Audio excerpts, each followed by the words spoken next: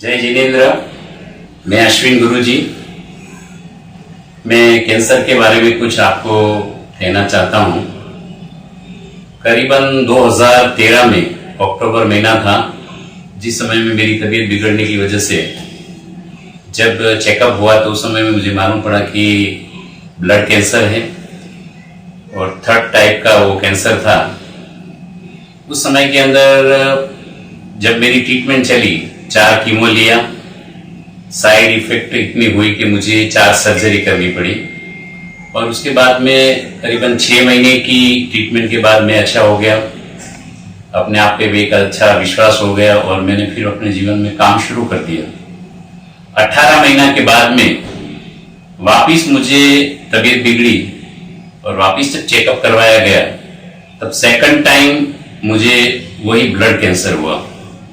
जिस समय के अंदर बात सुनी तब तो ऐसा था कि वे भी शायद जीवन बचा नहीं है, फिर भी हिम्मत इंसान को नहीं हारनी चाहिए। इसीलिए मैंने डॉक्टर से पूछा कि आगे क्या ट्रीटमेंट होनी चाहिए।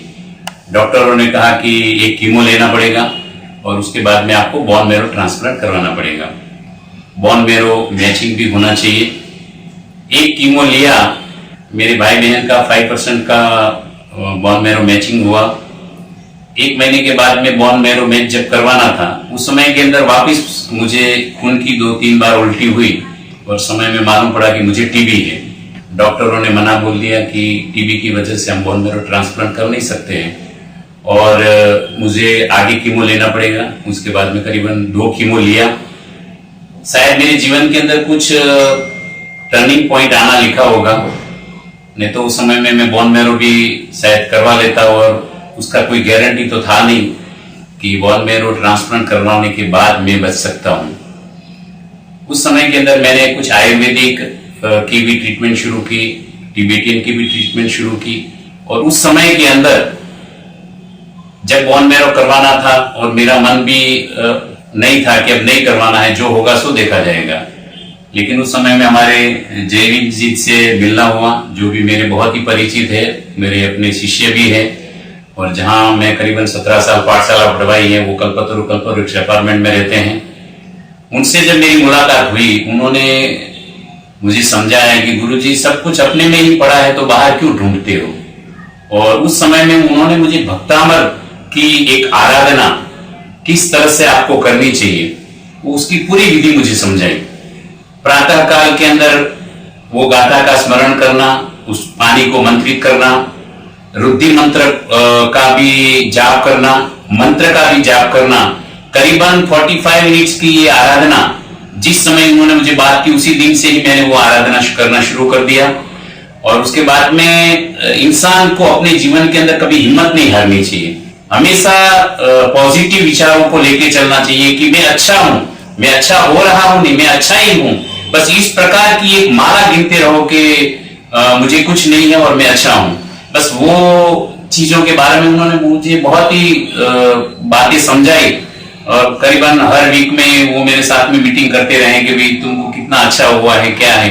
तो जब फाइनल रिपोर्ट करीबन 3 महीने के बाद, 4 महीने के बाद में जब मेरी फाइनल रिपोर्ट आई और मैंने जिस समय में ट्रीटमेंट हॉस्पिटल का छोड़ दिया कि अब मुझे बोन मैरो नहीं करवाना है, उस समय का रिपोर्ट जो था करीबन हीमोग्लोबिन मुझे 7.1 था।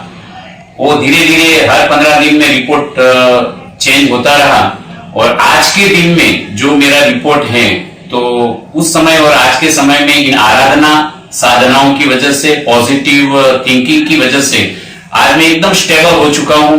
और आज मैं आपको अगर ये स्पीच दे रहा हूं तो आप समझ सकते हो कि ब्लड कैंसर का एक दर्दी इस प्रकार की स्पीच दे ही नहीं सकता है, लेकिन वो पॉजिटिव एनर्जी की वजह से आज मैं अपने आप को एकदम स्वस्थ पा रहा हूं।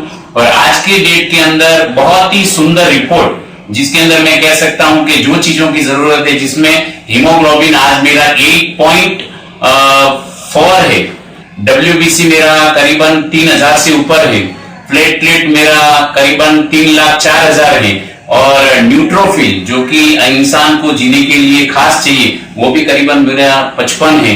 तो आज मैं एकदम स्टेबल हूं और ये हमारे जयवीर जी जो हैं उन्होंने बहुत ही मेहनत की है और आज भी देख रहे हैं मेरे साथ में बैठे हुए हैं। तो मैं जरूर से और सबको भी ये कहना चाहूंगा कि जीवन में हिम्मत मत हारिए।